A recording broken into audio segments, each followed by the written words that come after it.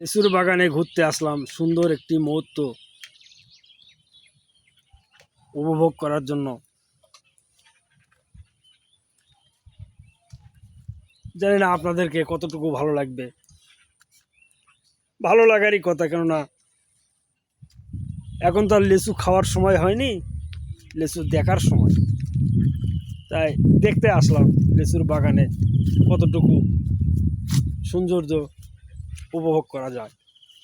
তবে যতগুলো গাছ দেখলাম, লিচু নেই, খুবই সীমিত। দেখে মনটা খারাপ হয়ে গেল, এত বড় একটা বিশাল বাগান, অথচ এবার লিচুর ফলন নেই। তো আছে কিন্তু কম, তুলনা কম কম।